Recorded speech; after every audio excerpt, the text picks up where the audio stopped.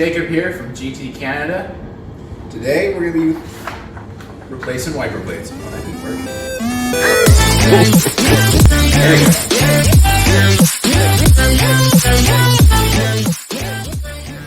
go. We're going to be changing wiper blades on our 2009 Ford Flex, but these tricks should work on just about any make or model.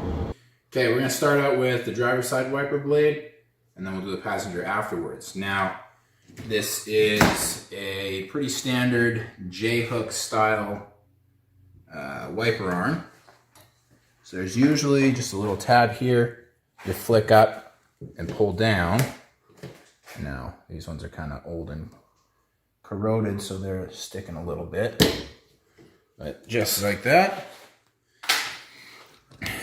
So a lot of wipers, when you buy them, they'll come with a bunch of little things on here, just depending on what style yours is. Most of it, if you have the standard J-hook, you can just get rid of because it's not important. So these wipers, they're already set up for the same style of wiper arm.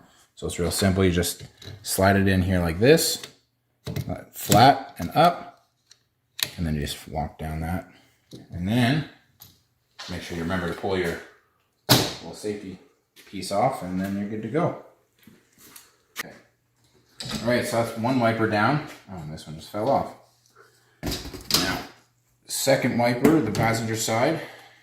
It's all going to be the same steps. It's going to all go together the exact same way. Just down like this, nice and flat. Make sure it snaps into place. Lock that down. There you go. It's done. It should work on just about anyone. Sure.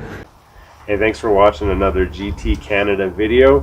We got lots of great stuff in store, so be sure to subscribe and hit the bell so you can stay up to date on all the latest stuff as we upload it. Comment below and watch the next video.